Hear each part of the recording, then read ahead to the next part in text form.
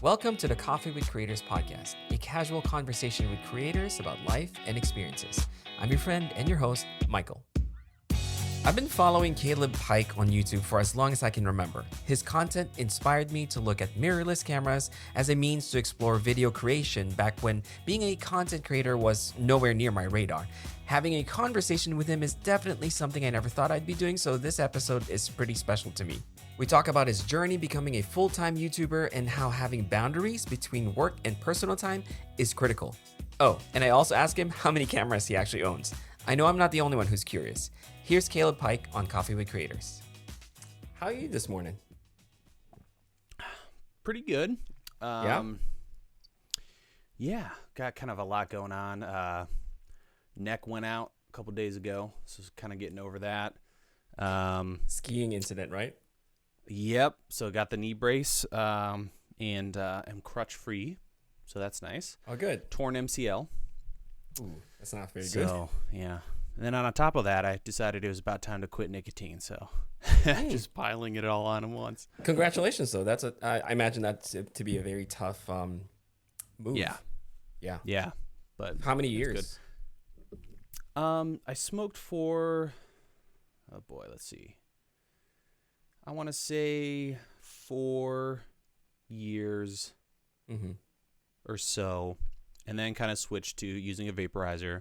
Mm-hmm. And then over time just reduced. And then recently I'm like, you know what? I barely do this anymore.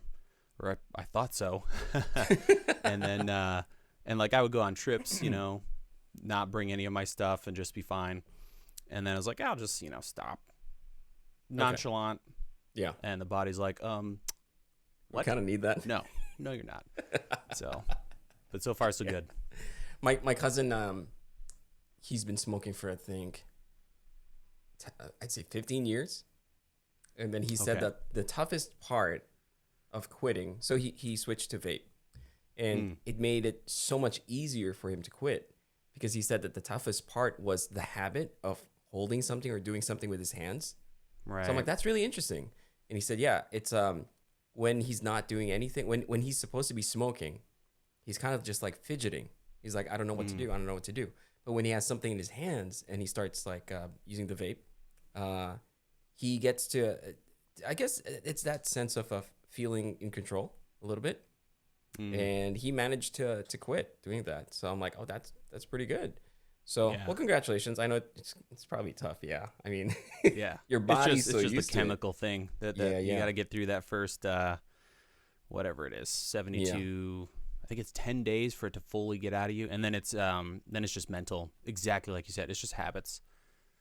Pick anything in life, stop having a cup of coffee in the morning or, little mints, little things like that. It's amazing.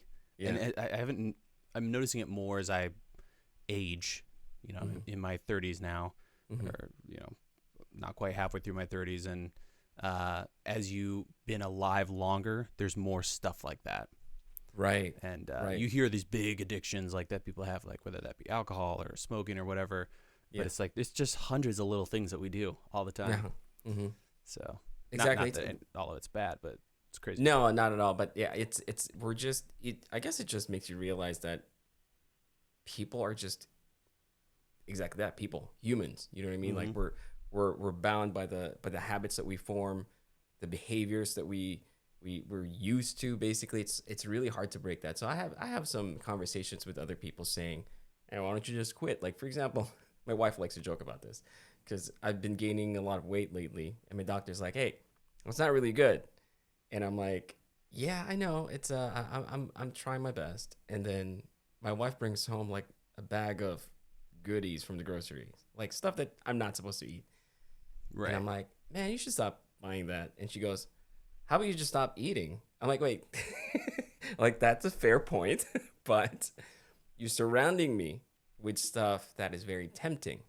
And I don't know if are you familiar with Atomic Habits by James Clear? It's a book. It sounds familiar, but no. It's very good, but in the beginning of the book, he kind of just goes over that fact that people who have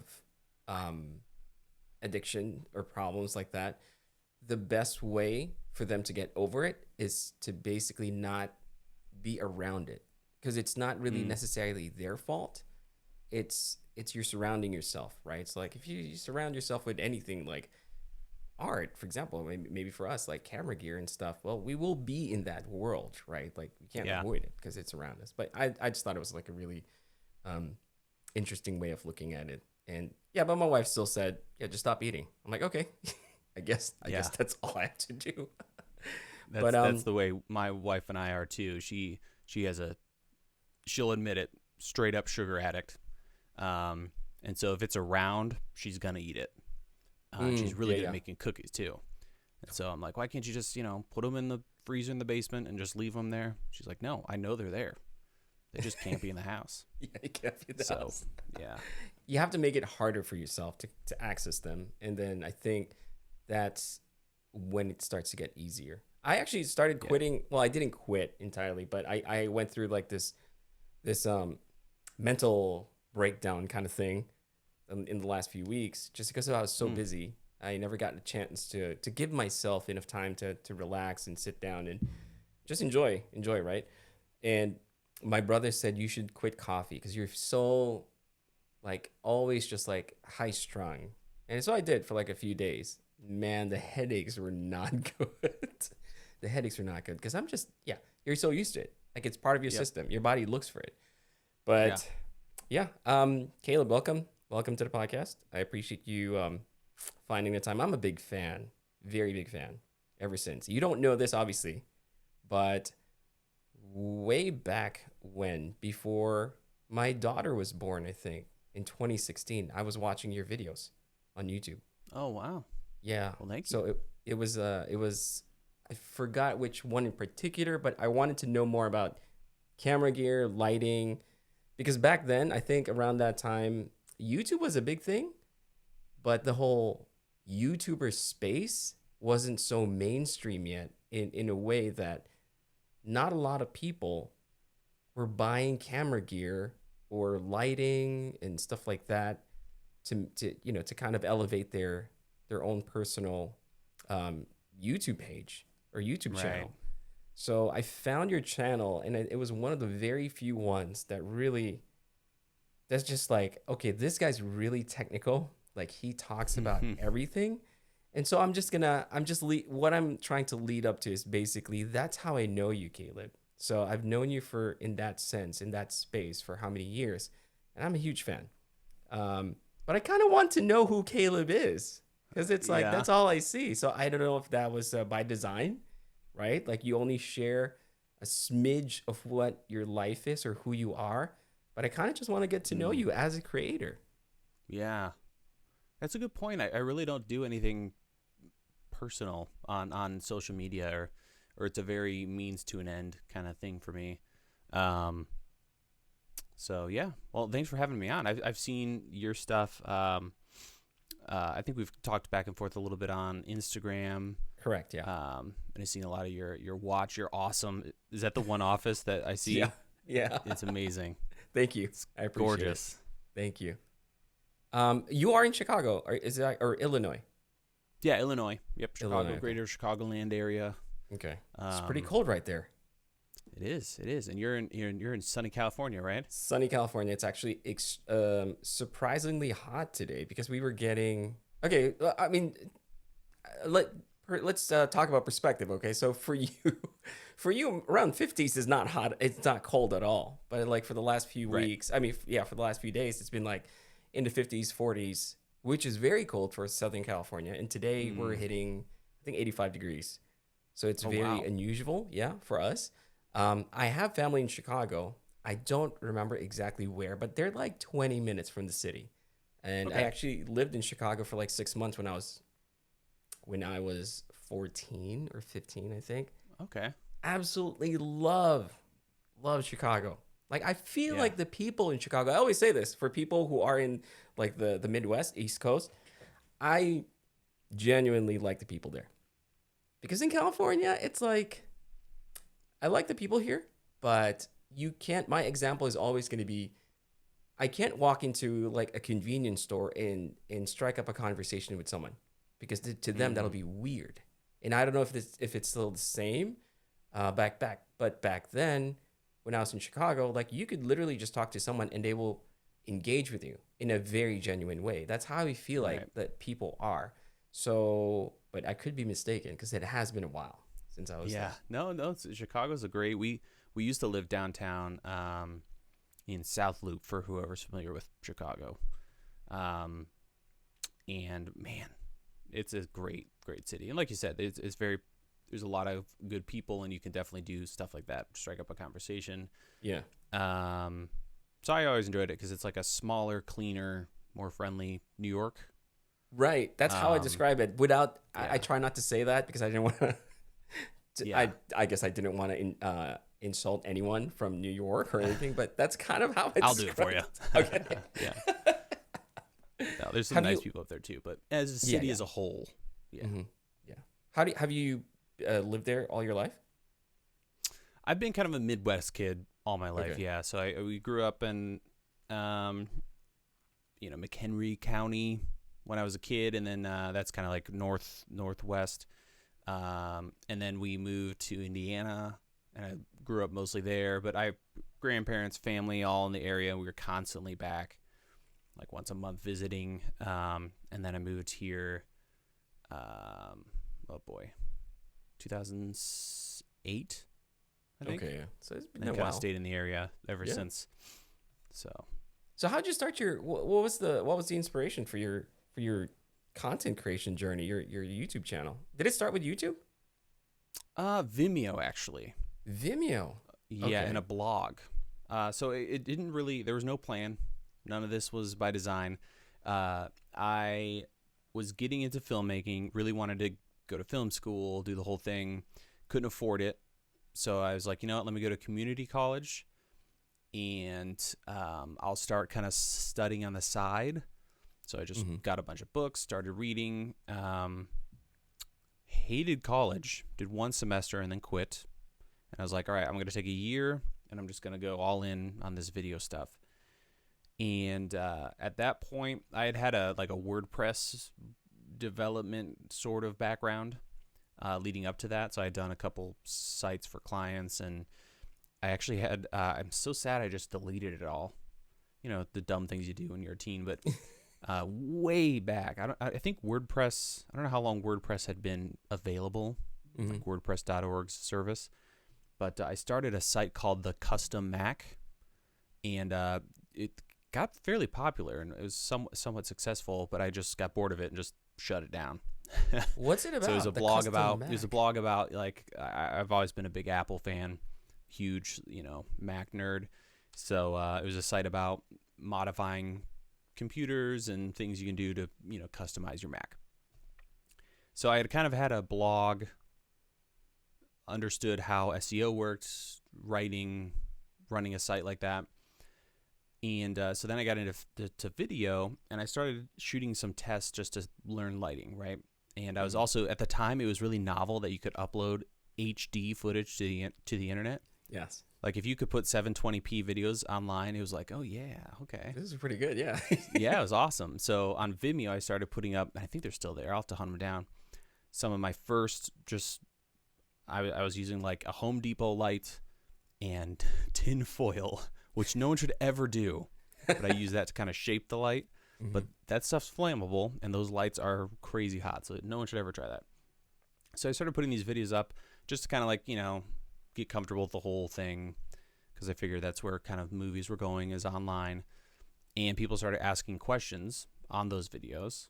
I never meant for them to go anywhere or be distributed to people, but people found them somehow. And then I started doing follow-up videos, and then because I could do it and knew how, I threw together a site called DSLR Video Shooter. I had just gotten a 7D. That whole thing was starting to explode. And just kept at it, and it just kind of took off, because you kind of mentioned there wasn't a lot of people doing that kind of thing. When I got started, there was like 3 or 4 people talking about that kind of content using, I don't think there's one here on the desk, but a DSLR style mirrorless camera to film video. So that's kind of where it all started and just grew. I was definitely in that audience who was looking to learn more about that, because I wanted to get into just filming myself, basically. but I didn't know where to start. Like back then, it was like the thought process for me, because I had a Nikon D7000, and the video capabilities of the camera was just really bad. So I wanted to see if I needed to buy an actual HD camera. You know what I mean? Like an actual movie camera, not necessarily a DSLR. But I think when I found your channel, I realized that there are a couple of DSLRs basically in the market that I can use as a video camera. So I'm like, okay, this is really interesting. So that's when I really discovered your work. So it seems like you've always been just like a very technical person. I mean, you started with a blog, you said, and you were talking about the Mac, and you just seem to be very technical about everything. And so that, to me, that naturally translates to your content, which is you're talking about the cameras. But I'm really curious, Caleb, like how long does it take you to prepare each video? Because it's so technical and just like so in depth. Yeah. I mean, it varies video to video. I'm working on one right now that's just murder, but some will be a week, some will be a couple days. I think the hardest part is assimilating the information and then figuring out a way to explain it. Like my dad told me this years ago, and it's so true. If you can figure out how to learn complicated things and explain them to people, you'll never be out of work. If you can just learn something complicated that you're passionate about and explain it, you'll always have food on the table. That's very good advice. Yeah, and that's the hardest part. And also I think what's kind of that sickness that keeps me going is there's like a huge rush when you figure something out and are able to explain it, and when you watch someone assimilate it for the first time and understand it. Yeah. That's just the best. So the reason I keep doing this is it kills me to know that out there somewhere there's somebody who is struggling to figure out X, Y, and Z, and I just want to connect those people with the solution. So yeah, time-wise, it really depends video to video. I think the real struggle is finding the time to do that, because as you know, I don't know what your full breakdown is, like, you know, given 1 week, how many businesses you're running or what all is going on work-wise, but when it comes to the actual work, like craft, when you're actually doing the thing, if you're a writer, when you're actually at the computer writing your book, or for someone like me, when you're actually filming, it's pathetically low. I would say, I don't know, at best 10% of my time is actually filming. Yeah. The rest is completely get that, yeah. You know, all of the businessy stuff that you got to stay on top of. The boring stuff. Exhausting. Yeah. It's like a full day getting a video uploaded and all the metadata in and a thumbnail. It's a whole day. There's 8 hours. Boom. And it's kind of crazy because I'm nowhere near as technical as you when it comes to the content itself. Like, I feel like I make my life easier by keeping it simple.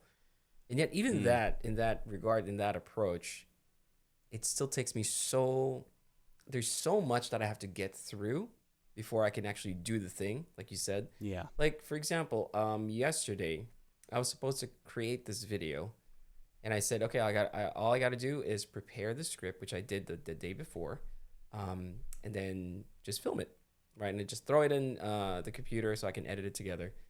And just for me, I got the script done. I woke up early, got the script done, and I was about to jump in and just start filming. I filmed maybe like 30 minutes, and I got most of the footage done. But answering all these emails, making sure that all the things that I need to get done are done first before I actually move forward with the video, that took the rest of the day. And so I'm like, okay, there's got to be I mean, it's actually kind of comforting to know that I'm not alone, that is the process. But I guess it is one of those, it's like the curse of being a creator in this space, is the fact that, we're supposed to create things and people look at it and it seems like, oh, you did it so easy. Like, it's so, it seems so simple. Like, I had this conversation with someone. They said, you're so lucky that you do that. I'm like, yeah, I mean, because he goes. I mean, I was fine with that when he said you're so lucky, because I recognize that I have the privilege to do this. It's actually really awesome. But what he said, his follow up was kind of what got me. He's like, it must be so easy. I'm like, well, yes, that's the question right there. So for you, I know you're married. Do you have kids? I can't remember. Yes, yeah, 3 kids. Okay, yeah, 3 kids. So when you met your wife, were you already doing this? Yeah, I think I started all of this in 2010. It was like February 2010 is when I set up the website. So we got married in 2013. So yeah, when we started dating, yeah, it would have been in the early years for sure. Mm-hmm. Okay. How does she feel about this? Was she always like? How does she? Yeah. Yeah, she was kind of like, oh, that's interesting, weird. Just didn't kind of really, Yeah. It's strange. Completely but, different. I was also at the time still doing a lot of freelance, so it was kind of a mix of content creation, blog posts, doing websites for people, and video production. I see. So I was just one of those, strange. I could never, I don't even think I tried to hold a normal job. Just the thought of that, made me crazy. What did you, what was it about? What's it about, like, holding a normal job that kind of springs you to action, if I'm reading it correctly? What about a normal job? Yeah, it makes me, kind of like, I don't know. It's not knocking people who have regular jobs. Mm-hmm. Trust me, there's some amazing things about having a regular job, like a regular income, 401k, health insurance in some cases, all that stuff. Just something about the thought of doing one task or even a group of tasks, and that's your job. And there's no room to change things up, try new things, switch, pivot, completely change what you're doing. Yeah. I don't know. Yeah, it's something I've always been kind of that freelance, entrepreneurial, but not in a smart way. I never had I mean, I do now, but I never really had these long plans. All right, in 20 years, I'm going to be doing this and this. I just kind of this is what I need to do and just do it. And fortunately it's, a lot of those bets, if you will, have paid off. But, yeah, in the early years, it was real shooting by the hip, but yeah. No, the reason why I ask is because I relate to that a lot. I remember, my work history in the last 15 years was a graphic designer. And I hated it because I was only a graphic designer. And I just had this conversation yesterday. What was I talking to yesterday? They said that, I was asking this person what he did before he became a videographer. And he said that he went to school. I think he went to medical school. And something about it just didn't sit right with him because he feels like he could be doing more. So you're correct. There are a lot of jobs out there that are awesome. My wife works in the medical field. She loves it. I fully support any of that. And I always say this. I always tell this to my friends. If you love your job, you're fine. You don't have to quit your job just because social media tells you. You know how you see in social media, quit your job, work for yourself. Start your own thing. It sounds awesome for the right people. But if that's not you, that's fine, right? But for me, for the last 15 years, I just didn't like it. I felt like I was being, I'm not being utilized properly, by myself. So every time there's like a 3-year itch for me. So every 3 years, if I were still at a job, I start to get that itch where I'm like, I need to go somewhere, do something else. Yeah. Because I dumb it down. Every time my friend asks me, why do you want to quit your job? Why are you looking for another job? That job sounds awesome. I always tell them, I dumb it down. I always just tell them, I know if I stay at this job, I won't be able to buy my Lamborghini. That's all I know. So it's kind of like that. I have a bigger goal, but if you were to try to ask me to define it, I wouldn't be able to. I just knew that it's 3 years. I'm not growing anymore. I'm not learning anything. I feel like it's that internal stimulation that I'm looking for is it's just didn't sit right with me. So when you said that, I'm like, okay, I'm curious to know now, like why, like the reason why you feel that way. So it makes sense. I just wanted to let you know that there's actually nothing wrong with that. I think that's actually I think not that's at a all. good thing. No. Yeah. I think it's a And brilliant thing. Excuse my train. Oh, I missed that here. sound. Oh boy, might get the rumbles here. It's like the Mary Poppins when the cannons go off. The only downside of this location. Yeah. It's funny.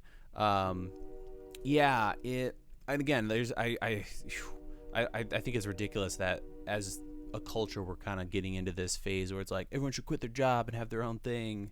No, that's a terrible idea for a lot of people. Exactly. It's definitely, it's like not going to college. I don't think there's a wrong answer, right? Going to college, not going to college. It depends on the person, their learning style, and kind of how they interact with the world and people. For some people, it's not a thing. Others, it's a critical part of their path, if you will. Yeah, I think that's a problem with this whole industry and the messaging with it is that, well, first of all, when you say you're a creator, I remember like a few years ago when it was kind of embarrassing to say I'm a content creator, just because they feel like it's not a real thing, but it is very real. Like all the struggles, all the business stuff is very real. I pay taxes. You know what I mean? I pay a lot to run this business, and so people don't realize that.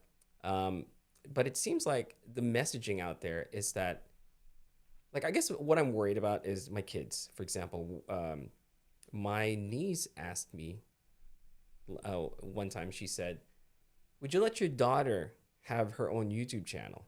And I'm like, I'm not sure. Like, I mean, if she's old enough to really know what she wants, then yeah, for sure, like experiment on it. But I'm not too thrilled about the thought of her saying, I want to be an influencer when I grow up. You know what I mean? Yeah. Like there's something that's lost there in the messaging that I feel like they're not giving enough credits to like actual, like other jobs, right? Like the conventional jobs, traditional jobs, like engineers or doctors or teachers. And like teachers, I think when I think of you, Caleb, like you are definitely a teacher for me, because that's like that's the not the vibe, but that's kind of like how I see you. You are an expert on at a certain, like on this field, and whatever you say in this field, I trust you. And so that kind of like that trust that you build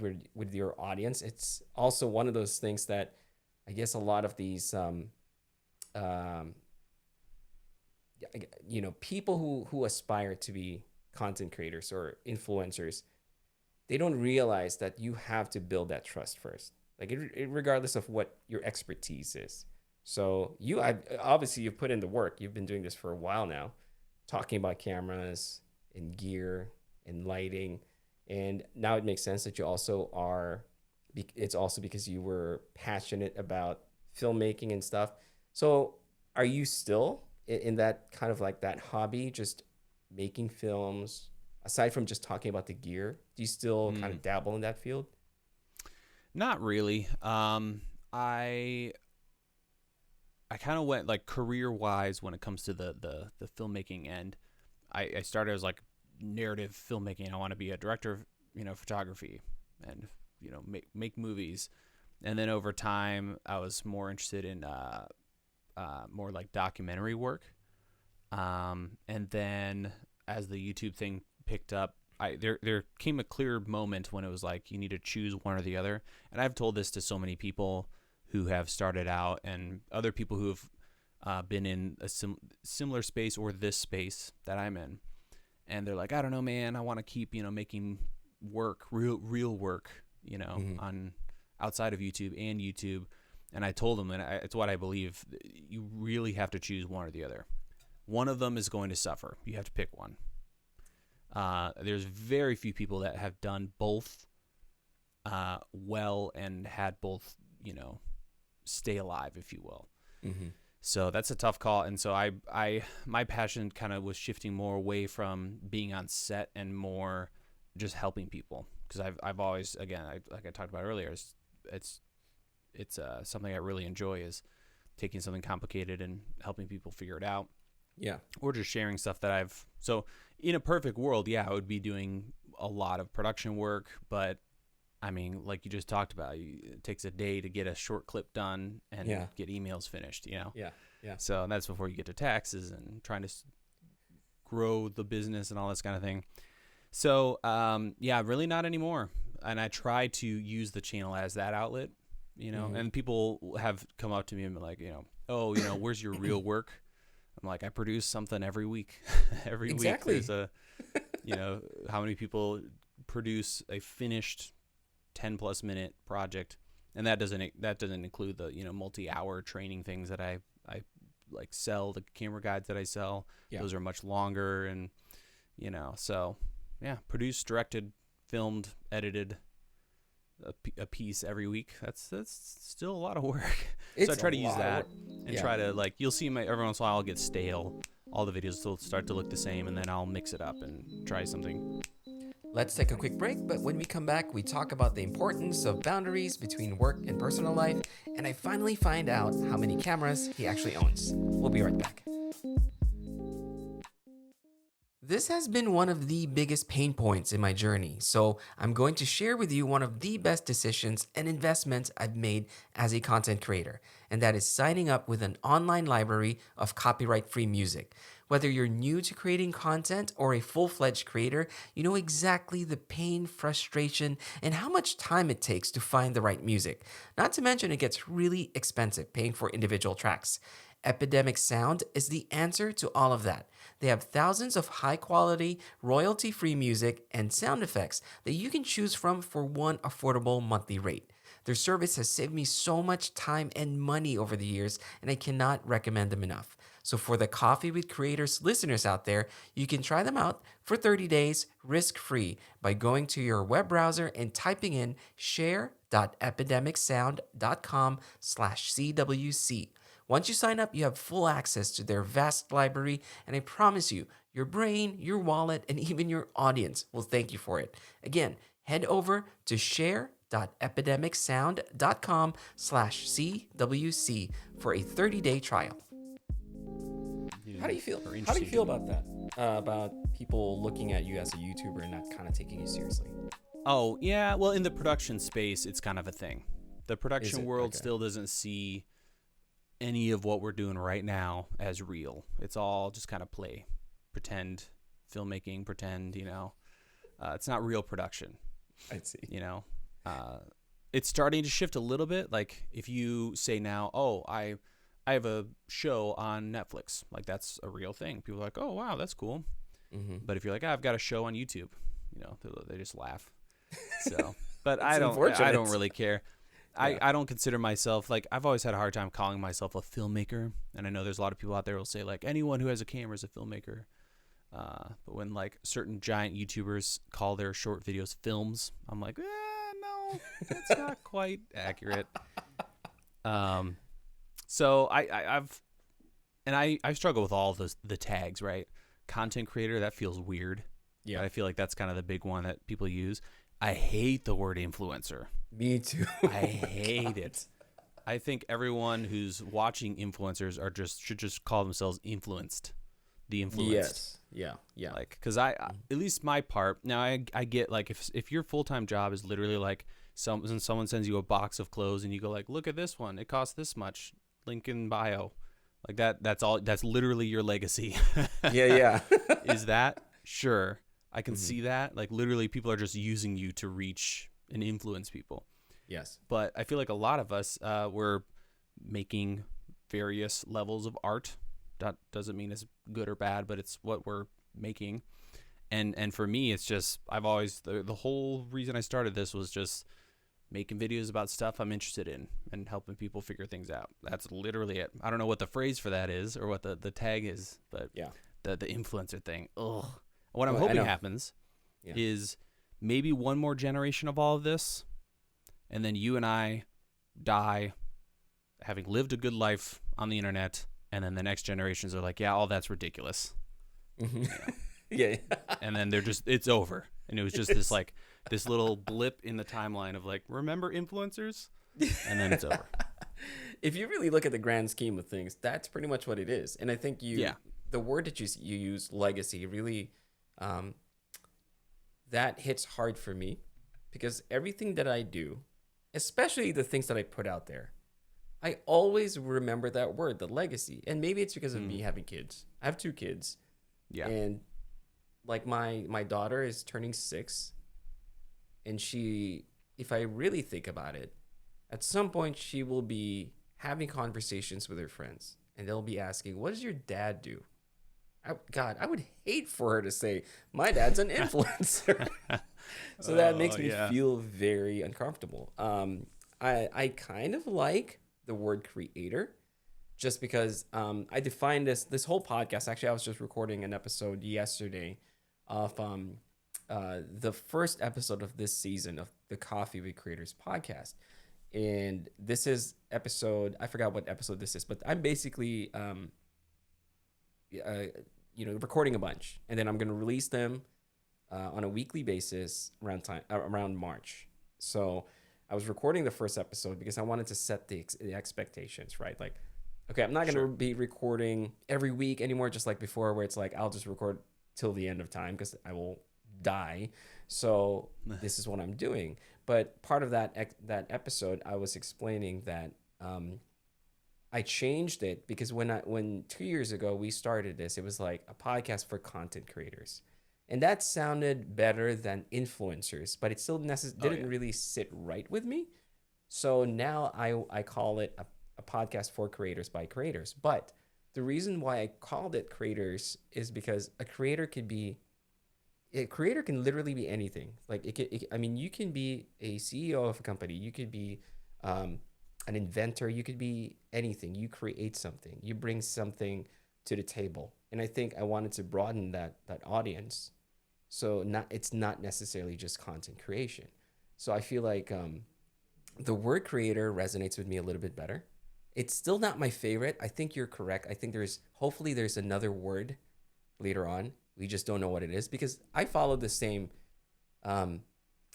thinking as you. I'm basically just sharing the things that I like. So when someone told me, hey, you're the guy who shares pictures of his desk or whatever, his office, I'm like, yes, I appreciate that. And they're like, okay, well, my friend said, what do you want to be known for? I said, I want to be known as Michael Soledad, right. Like the person who likes certain things. And if I like certain things, I'm sure other people will feel the same way. And that's kind of like how I make friends in real life, right? Like you look for people that share similar interests, and that's all I'm doing. I'm just sharing the things that I like.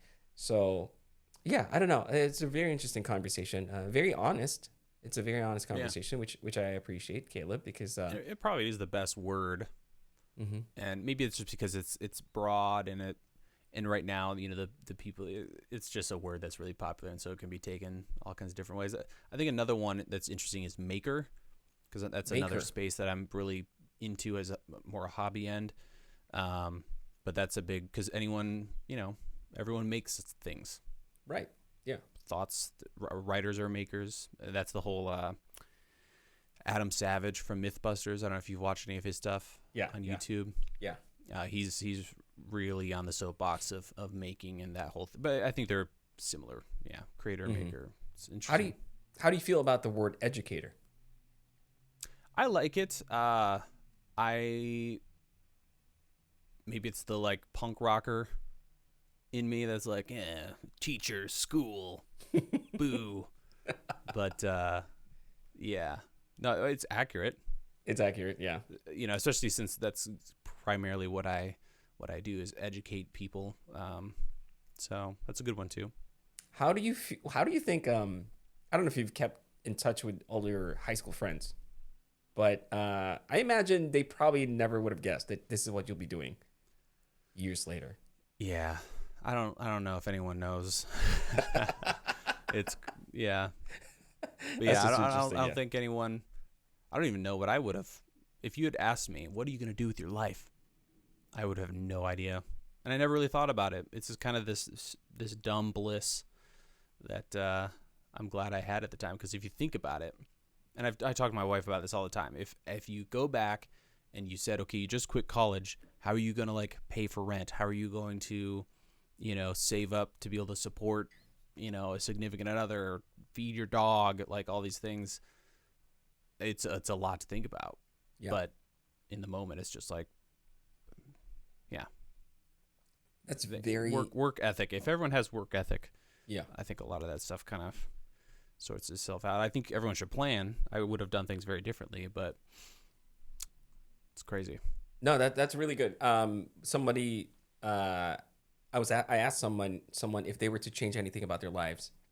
The question that I posed them was, if you can send a message to your younger self, what would you say? And I forgot what their answer was, because I asked this to a lot of people, but they turned the question back to me.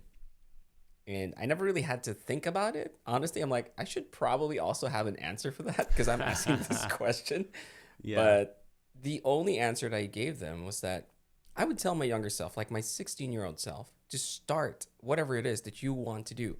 Because I also didn't know what I wanted to be when I grew up. When I was younger, I'm like, my parents would tell me, what do you want to be when you grow up? And I'm like, I don't know. And to me back then, that seemed like a problem. But now that I'm older, I realize that it's not a problem. It's just like I haven't figured it out yet. I haven't really found the thing that gets me up in the morning, that gets me excited, and gets me passionate enough to actually sustain it for the next coming years. But if I were to give myself advice, it would be just start whatever it is that you're interested in, because along the way, as you try all these different things, you figure out the things you don't like, and you figure out the things that you do like, or the things that you're not good at, and the things that you're very good at. So that would be my good advice. So I don't think I actually share the same feeling as you, if I'm not mistaken. Like the whole I didn't know what to do, and I was kind of like that bliss, like you said. Like it was nice. It's not. I wouldn't call it lazy, because some people would say you're just lazy. No, that's not lazy. It's just I didn't know. I didn't know what I wanted to be. And yeah, I'm fortunate that I ended up here. But I'm also very much aware that I was looking for something. I wasn't just sitting and waiting. I was looking for something. Yeah, I think that was it. I think that was just the part of the journey that I just, I guess, later on realized, later on in life. But yeah, that's good. Caleb, so let's switch gears a little bit, okay? What, other than camera gear and stuff, what do you keep yourself busy with? Hobbies, like hobbies. I'm a huge, kind of mentioned Adam Savage, the whole maker thing. I really enjoy making things. So I've always been a electronics nerd. So soldering, building custom PCBs, taking old radios and converting them into Bluetooth speakers, stuff like that. Really into 3D printing. Okay. Interesting. So huge dork there. Really enjoy that. And really recently got into modeling. So 3D modeling. Because that combination, if you can model something and have a 3D printer, man, you can do everything. It's ridiculous. Yeah. So I'm really into that. Gaming, I wish I had more time for it, but love PC gaming. So one night a week, me and my brother sign on and game for an evening. So that's a lot of fun. What type of games do you guys play? A lot of first-person shooters. And we enjoy, some just, ridiculous, like, older zombie games. So yeah. We'll go back and play a lot of that stuff. So we usually sit on a game for a couple months. Yeah. And then we'll move on to something different. But it's just kind of a once a week get to catch up and hang out. And that's so cool. That's so cool that you share that, because I do the same thing with my brother. I don't. Nice. Yeah. Not a lot of people know this, but I have a twin, and so nice. Yeah, we grew up basically gaming. So we had the first Nintendo, we had the Sega Genesis, we had the Sega Saturn, the Sega CD. We had nice. Yeah, we had all those games. And so people would say, "You're not a gamer." I'm like, "No, I grew up a gamer." But then the term gamer nowadays is very different, because it feels like you have to clock in a certain number of hours to be called a gamer. But I do that like once a week, like you said. And it's weird too, because it's like it's more of me and my brother just catching up, because he has his own family. He lives in a different area. Sure. So it's just like, hey, let's hop on Battlefield and just like kind of chat while we're shooting. I don't even care what my kill death ratio is. Yeah. Yeah. So that's kind of nice to know that it's also another way of just kind of like de-stressing, not thinking about work. Yeah. That's cool. So you feel like do you feel like you have to? Oh, actually, I know the answer to this, but I want to hear. I don't want to hear it from you, but do you find that you have to kind of schedule this sort of thing nowadays? Oh, 100%. I mean, you know how it is. Yeah. Kids. I've got 3 kids, 2 dogs, a business. So you got to schedule things. The calendar's more and more life. Everything's got to be in the calendar. Yeah. And kind of going back to your earlier question, or the question you asked people of what they would change, mine would be efficient with your schedule. That's a good one. Yeah. Start timers, start tracking stuff. And if I had done that earlier, because that's all, you're never going to master that. Yeah. But I wish I had spent more time trying to organize my day, week, month, year, that kind of thing. But yeah, you got to schedule things. Man, yeah, it's tricky to get stuff in. Go ahead. No, I was just gonna say it's crazy how I just start to realize the value of time, and it makes me nervous sometimes to know that my time is finite. You know what I mean? Like even in the day, right? So when you said that, like being more efficient with your schedule, and you practice scheduling and try to be efficient with your time, that is very good advice. Because you later on in life, when you have kids, when you have all these things that you have to juggle in your daily life, you realize that you really have little time for yourself and all the things that you want to do or you need to do. So that's actually really good advice. I'm going to steal that, Caleb. I'm going to tell that to my younger self. So that's actually really good. Yeah. So gaming, I'm not knocking having kids. I think kids are amazing. Mm-hmm. I wouldn't change anything about that. 100%. Absolutely, yeah. But it just makes things more complex, like everything in life. But that's the thing, though. Like that's a conversation I always have too. They say, "How do you make it work with kids?" I'm like, "You just do what you can do, right? Like don't use them. I definitely don't use my kids as like as an excuse. I mean, obviously there are certain situations where that's handy. Like I gotta go. I have my kids, but it's not an excuse for me to not get anything done. It's just figuring things out in a more efficient way. Like, okay, I have, obviously they are the number one priority for me. I want to make sure that they're okay. I want to make sure that they also have time with me, right? So in the morning, 100%. Yeah, because my schedule is like in the morning when they wake up, I'm the first one to wake up. Actually, my wife is, but I'm the second one to wake up. And maybe half an hour or an hour later, they both wake up.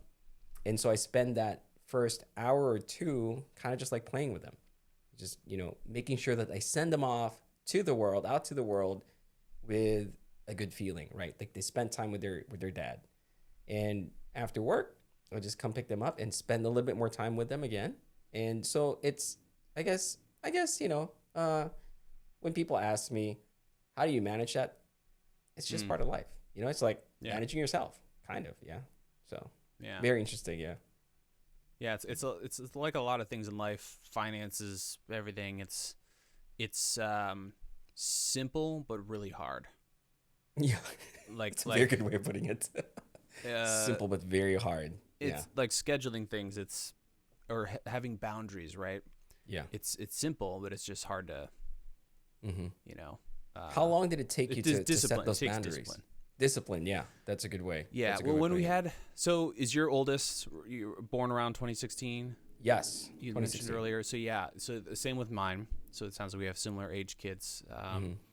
And right around the time he was born, I was working at home. Up until I don't remember when I finally was like, this isn't gonna work anymore. Yeah, but for me, it was the sound. They're getting bigger. We have an old house, lots of creaking, thumping, banging. Couldn't do that anymore. But my wife and I sat down, and one of the best things we did was come up with a simple schedule, and it's all about expectations. So it doesn't matter what hours are work hours, but we both made sure that when it's work hours, I'm working, she's managing other stuff. And when it's not work hours, no matter what, I'm not working. and doing, hanging out with them and taking care of the kids and stuff. And I think that's if you've got kids or anything, if you have other responsibilities, if you have 2 jobs, if you have, a girlfriend, whatever it is, just have clear boundaries. Everyone knows what's going on. Everyone's on the same page. There's clear expectations, and then supporting each other, making sure that, like at the time, she would make sure the kids are out or quiet when it's filming time, and then vice versa. I just never scheduled anything outside of those work hours. I think that's critical, especially with jobs like ours where there's no office or there's no, there's no 9 to 5. Yeah. Here's your time off for the year. Exactly. What are we doing here? Yeah. Somebody said yesterday, because I mentioned, remember the 9 to 5 job that you used to have? And he goes, the glory days when I have to clock out and I don't have to think about anything else. I'm like, exactly. Yep. The glory days.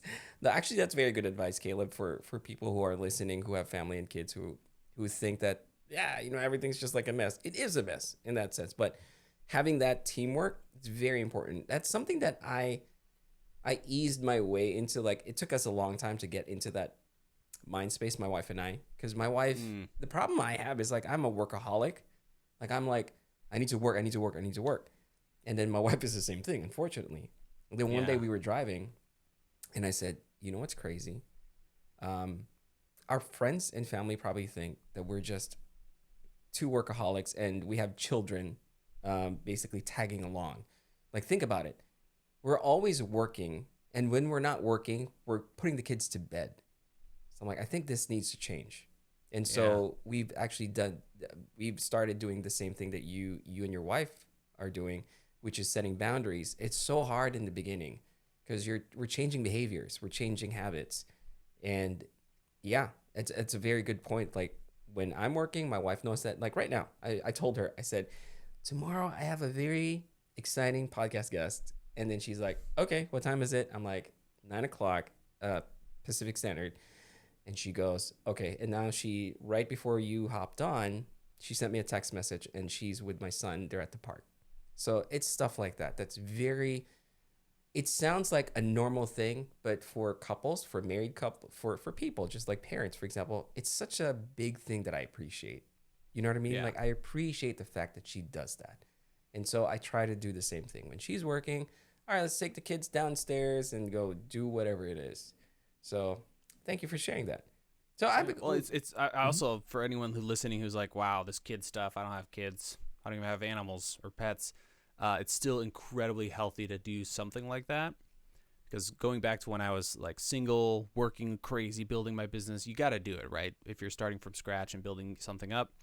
But I would really highly recommend, even if it's only 2 hours in the evening, schedule some time, even if you're single and you can spend 24 hours working on it, schedule some time to do something completely unrelated when you're not working, because, if you're a workaholic or if you enjoy what you do, it forces you to step away and then you get to come back excited. Whereas if you're doing it 24/7, you're going to burn out. You're going to hate this thing, at least for a period of time.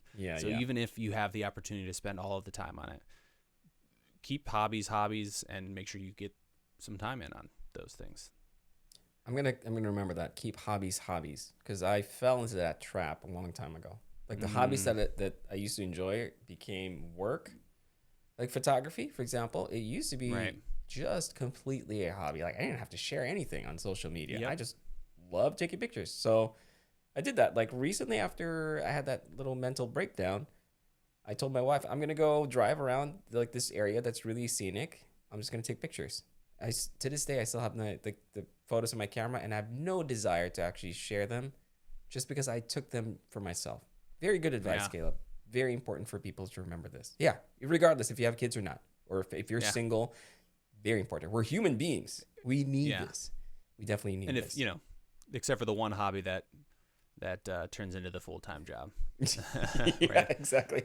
That one dies, but, hopefully you can pick up a couple other ones. Yeah, exactly. So, Caleb, before we end this podcast, I obviously don't want to take too much of your time, but I've been so curious ever since I've been following you. You do a lot of camera reviews and gear reviews. The biggest question to me is how many cameras do you actually have now? We shouldn't talk about it. There you go. I'll cut this part out. There's a lot. You know it's fine. There's a ton. I don't even know, honestly, off the top of my head. That's a crazy amount. The fact that you don't know. 25, something like that. Ooh. You know, ranging from yeah, you know, tiny little cameras to weird old cinema cameras, because that's kind of a series I've tried to do on the channel. Mm-hmm. But I'm selling a whole bunch, so in a couple days, okay, probably, or in a week, I'm going to be putting up a post with a ton of used gear going up. So that's cool. Yeah, letting it all, because I walk by them, they're all on a shelf, or a lot of them are on a shelf, and I'm like, that could be in some 17-year-old's hand, making an awesome documentary, not collecting dust on my. Oh, I'm so curious shelf. now that you brought that up, because I see you as like that collector. I see you as that collector who loves. I think we all, yeah. So, but how do you feel about that? Where's the boundary though? Where is it? Where does it stop? Where you're like, okay, this could be put into better use rather than just sitting here. It depends. I mean, I don't think there's anything wrong with collecting stuff. Yeah. But it's just, I don't know. It's every once in a while I kind of go through that. Some things I will keep. Like I'm building a collection of vintage lenses I have for 10 years. Those aren't going to be sold, you know. Okay. I'm going to be continuing to build that. But when it comes to the camera thing, I don't know. If, you know, and it is money. It just seems stupid to have it sit there and collect dust when it could be reused, or and you can always buy things back. Okay, know? yeah. There's very few cameras that are like unobtainium. When it comes to this stuff, so yeah, very good point. Yeah, okay. I don't judge people who have collections, but I just it's I kind of feel guilty. Yeah, if I no. Yeah, because I only have like what, 1, 2, 3, 4, 5. I have 5 cameras, and that's excessive in, you know, a lot of people's books. Yeah, in their minds. So like, you don't need 5 cameras. Like, yeah, you're right. I actually just need my iPhone, to be honest with you, if I'm just taking pictures of my kids. But it's a thing that I couldn't really express. Like, why do I need all these cameras? I recently just got this. It's the Nikon P1000. Because it's got the crazy zoom. It's like right. What is it? 3,000 millimeter, I think. And my brother's like, grief. Yeah. My brother's like, what are you gonna do? I'm like, take pictures of the moon. That's all I'm gonna do. It's just cool. But okay. Yeah, I get it. I completely understand like why. It's just one of those things that you kind of just buy for yourself, I guess. But okay, well, 20 something cameras, that sounds like a lot, but more power to you, Caleb. I feel like I don't think you have to sell it, but that's a good way of thinking about it. Like someone else could be using this. Someone else could be creating something wonderful with this device. Right. And you know, very nice. You can use that money for something different. Exactly. So when are you going to put up the gear for sale, and where? Oh man. It kind of depends on, it's kind of one of those back burner projects, but we're getting pretty close. So I want to say in the next couple of weeks. Okay. It's kind of part of a new business venture, selling used gear, and we're going to be doing some small batch manufacturing with some 3D printed stuff. So how cool. It'll be interesting. Yeah. So that's a new venture, that definitely, for sure. So how can the listeners keep tabs on it? Just by watching your YouTube? Are you going to announce it on Twitter or something? Yeah, YouTube and Twitter are the 2 areas I most tend to. So twitter.com/Caleb Pike, all one word. And then that's Caleb with a C. And then the YouTube channel, DSLR Video Shooter .com. DSLR Video Shooter on YouTube. Yeah. And I'm just going to die with that name. Thought about changing I love how you committed to it. It dated, but I'm like, you know what? It is what it is. It is what it is, yeah. I'm just going to let the world continue to fumble over the first 4 letters, and it is what it is. That's awesome, though. I love it. It's funny because I tried looking for Caleb Pike on YouTube before, because I couldn't remember what your channel, the actual channel name was. I did I did a video of a really quick reel of me taking photos of like one of the HomePod's speakers here, and I used the little trick that you did where using the acrylic mirrors for the simulated lights. Yeah. So I did that, and they're like, dude, that's awesome. I'm like, oh, Caleb, it's from Caleb. And like, who's Caleb? Caleb Pike. Just search him up on YouTube. And I'm like, here. I typed on it. I'm like, wow, how come I can't find his channel? I'm like, oh yeah, that's right. It's DSLR Video Shooter. Yeah. That's his name. So, but people know who you are. I think, like your thumbnails are very distinct. Like they see your face and the colors, the oranges, so it's very distinctive, I think. So it's easy enough to find. I'll add that to my things I tell myself. Just go with your name. I did it for the SEO at the time. Yeah, for the SEO. DSLR video. There you go. Hey, worked out, right? Yeah, like, yeah. There you go. So, but then like on Twitter, it's my name. On Instagram, I think it's my name. It is. But then it's like the channel name, so it's all over the place. That's awesome. Well, Caleb, thank you so much for finding the time today to have a little chat, and I really appreciate it. I hope you're healing well after that skiing incident, that you mentioned on Twitter, and I'm looking forward to more content and more of this stuff, and definitely I'm going to keep my eyes open, keep tabs on that little project that you just mentioned. I'm excited to know more about it. I'm not going to ask you about it. I'm just going to wait, just like everyone else. And that's cool. Good luck with everything. Thank you for having. Thank you for having me on. It's always, I need to do this more often. It's good to just spend some time with someone else. Be able to commiserate and share encouraging stuff back and forth. So it's awesome to chat with you, man. Absolutely. And I'm going to tell you this right now. You're more than welcome to come back. Actually, not that anyone's knocking at my door saying, hey, I want to come back. I'll say this. I'm going to invite you over one of these days again, and hopefully you have some time, and then we'll do this again. That'll be such an honor. That'll be wonderful. It'd be great. Actually. Yeah. Love it. Thank you, Caleb. Appreciate it. Thank you, man.